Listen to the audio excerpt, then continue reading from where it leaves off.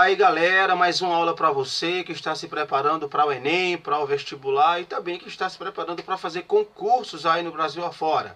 Meu nome é Giovanni Xavier, sou professor de História, mais um Partiu História para você. O tema que nós iremos tratar hoje é sobre a organização do senhorio ou do feudo, mas para que você compreenda melhor eu vou te dar dois conceitos básicos. O conceito de feudalismo e o conceito de feudo. O feudalismo é um sistema político, econômico, social e cultural. Ou seja, ele abrangia todas essas esferas da sociedade. Já o feudo era a unidade administrativa, era a propriedade onde residia o senhor feudal. E de lá ele exercia todos os seus poderes. Era a principal unidade produtiva da Idade Média. E ele tinha um caráter autossuficiente. Isso quer dizer que toda a sua economia voltava-se para o consumo imediato, ou seja, era para subsistência. Geralmente o feudo se dividia em três. Manso senhorial, que eram as melhores propriedades, onde ficava o moinho, os celeiros, os estábulos, e pertencia ao senhor feudal. O manso servil, que eram as terras onde os servos habitavam e poderiam cultivar essas propriedades. E também havia o manso comum, ou bosques e pastos, geralmente áreas de pântanos e florestas que os nobres, exclusivamente, se dedicavam à caça, e os camponeses também tinham direito à coleta de algumas raízes comestíveis e também de lenha para fazer alimentos. Agora eu vou te dar algumas características da sociedade feudal. A primeira delas é que houve um processo de ruralização após queda do Império Romano. Nós vimos que o Império Romano era uma sociedade extremamente urbana, comercial e monetária. E a sociedade que se forma após o Império Romano é uma sociedade rural, amonetária, com economia de subsistência, tá bom? Com trabalho servil, que se contrapõe ao trabalho escravista do Império Romano. Outra característica dessa sociedade é o enfraquecimento do comércio. A sociedade romana ela era uma sociedade extremamente comercial e urbana. Já a sociedade medieval é uma sociedade onde o comércio ele praticamente não vai existir. Outra característica é a fragmentação do poder central. Comparando com o Império Romano, toda a administração política do Império partia de uma única cidade, que era Roma.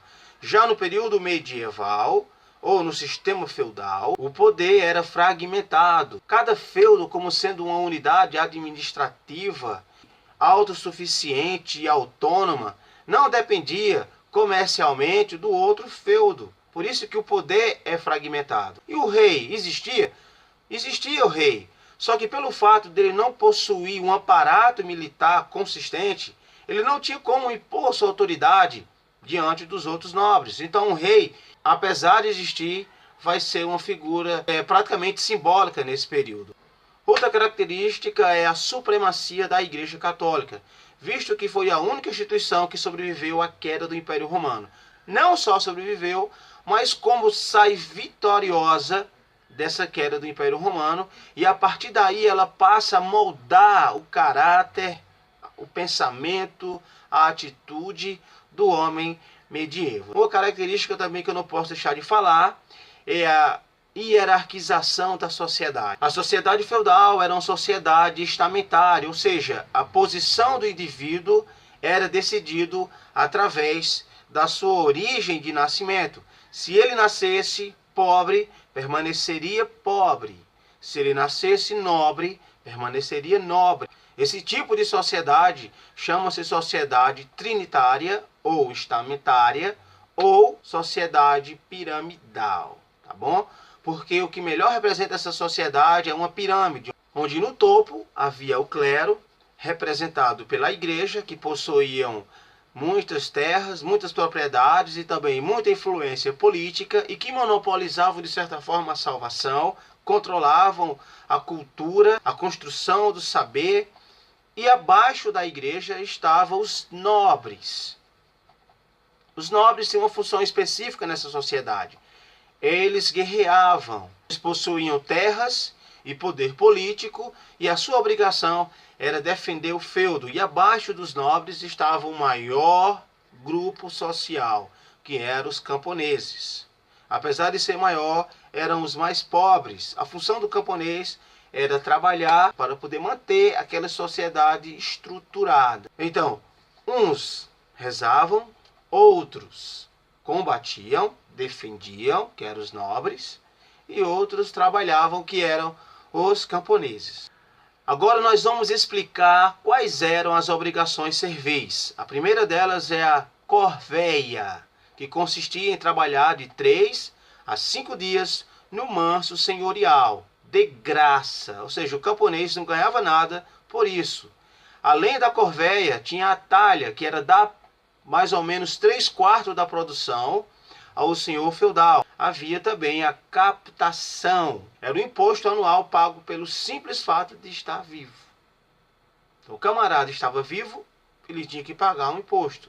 E além desses 3, corveia, talha e captação, havia também o tostão de Pedro, que era 10% da produção do feudo pago à Igreja Católica. E por falar em igreja, toda a sustentação ideológica da sociedade feudal era justificada pela Igreja cristã, que afirmava que todos possuíam lugar definido por Deus na sociedade.